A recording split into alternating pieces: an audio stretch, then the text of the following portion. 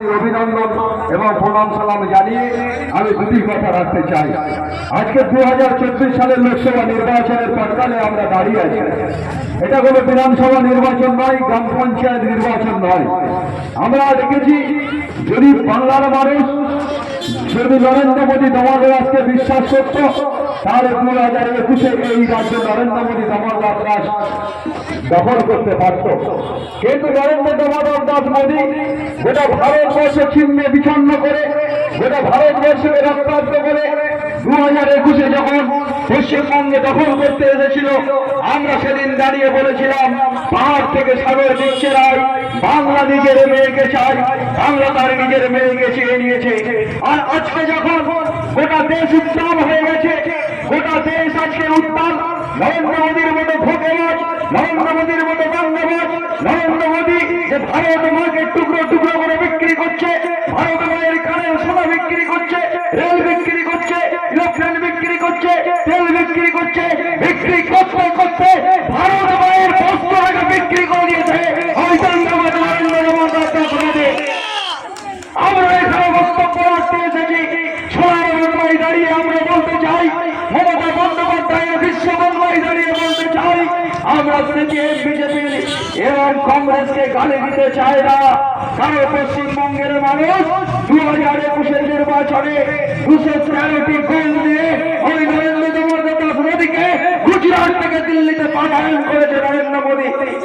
আর দিল্লিতে গিয়ে নরেন্দ্র মোদী থরথর করে কাঁপছে দেখে, আর তার দুই ভাই ইডি আর সিবিআই কে নরেন্দ্র মোদী ডেকে বলছে যে আমি বাংলা দখল করতে গিয়েছিলাম, আমি বাংলা দখল করতে সেনাবাহিনীর হেলিকপ্টার নিয়ে ঘুরেছি, আমি গরিব মানুষের 100 দিনের টাকা দিইনি, ঘরের টাকা দিইনি, বাংলার উন্নয়নের টাকা দিইনি। তা কি হয়েছে?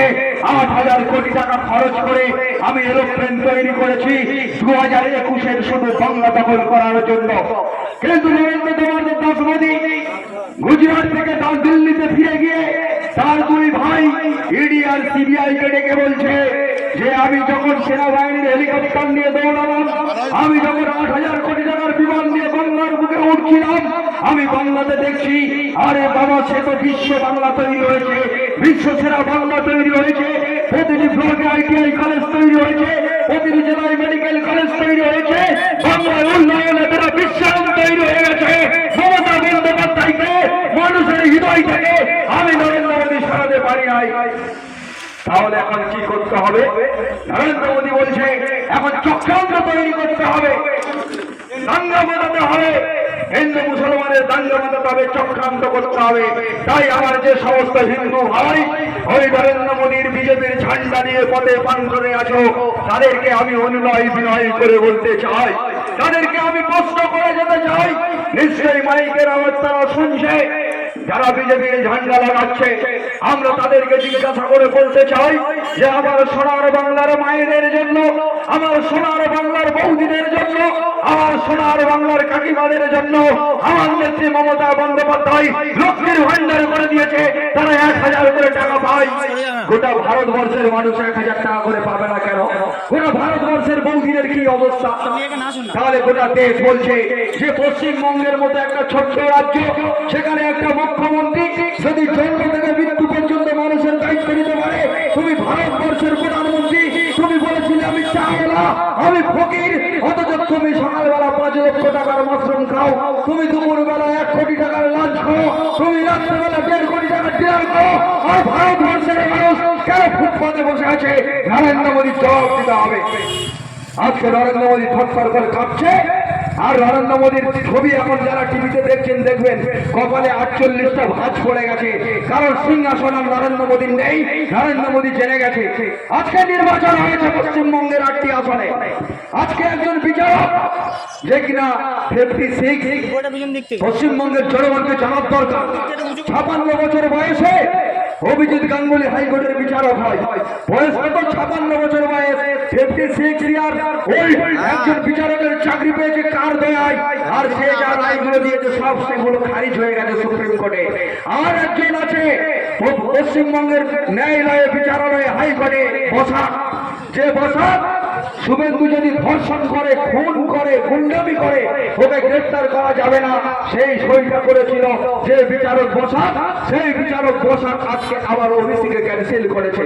তাই আমরা এখানে দাঁড়িয়ে সোনার বাংলার সমস্ত যুব সমাজের কাছে, বিবেকানন্দের যুব সমাজ, নজরুল রবীন্দ্রনাথের যুব সমাজের কাছে হাত জোর করে অনুরোধ করে বলতে চাই, ভাই এই নির্বাচনে আমার এমএলএ পড়ে যাবে না, এই নির্বাচনে আমার সরকার চলে যাবে না, কিন্তু আজকের গোটা ভারতবর্ষের মানুষ কাশ্মীর থেকে কন্যাকুমারিকা পর্যন্ত একটাই সূর্য মানুষ দেখতে পাচ্ছে যে বাংলার অগ্নিকন্যা বীরাঙ্গনা যখন বেঁচে আছে ভারতবর্ষের রক্ষা করবে। ভারতবর্ষে নরেন্দ্র মোদী কোথায় সিট পাবে? আপনি বার 400 বার নরেন্দ্র মোদীর কথা উড়ে গেছে, এখন নরেন্দ্র মোদীর মতনে ভয় এসে গেছে, চেয়ার চলে গেছে।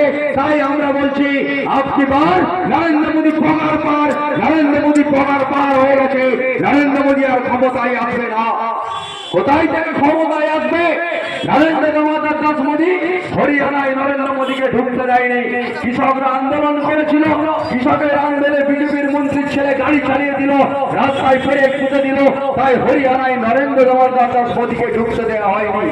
তাই আপনাদের কাছে আমি বক্তব্য দীর্ঘায়ু করবো না, শুধু আপনাদের কাছে অনুরোধ করে যেতে চাই, ভারত মা ডুকরে ডুকরে কাঁদছে। যদি কেউ মনে করে যাবে ভারত মায়ের সন্তান, ভারত মাকে রক্ষা করতে হবে, আর ভারত মাকে যদি রক্ষা করতে পারবে তা সেটা হচ্ছে বাংলার বীরাঙ্গনা মমতা বন্দ্যোপাধ্যায়, মমতা বন্দ্যোপাধ্যায়, মমতা বন্দ্যোপাধ্যায়। ওরা বলবে হিন্দু মুসলমান। আপনারা ভুলে গেলেন পরাধীন ভারতবর্ষে যখন ইংরেজ হিন্দু মুসলমানের ভাগ করে দিয়ে দেশটাকে লুটে খাচ্ছিল, আমাদের বিদ্রোহী কবি কাজী নজরুল বুলবুলের মতো কণ্ঠ নিয়ে গেয়ে বেরিয়েছিল, হিন্দু না ওরা মুসলিম, ওই জিজ্ঞাসা কঞ্জন কান্ডারি বলে ডুবিছে মানুষ, সন্তান মোর মার। তাই আজকের ভারতবর্ষের মানুষ কাঁদছে, ভারতবর্ষের মানুষ আত্মহত্যা করছে, ভারতবর্ষের মানুষ আজকে তাকিয়ে আছে এই বাংলার যুব সমাজের দিকে, নজরুলের যুব সমাজের দিকে, বিবেকানন্দের যুব সমাজের দিকে, মাস্টারদা সূর্যসেনের যুব সমাজের দিকে। তাই বাংলার সমস্ত মানুষকে অনুরোধ করে যাই, আগামী 1 তারিখে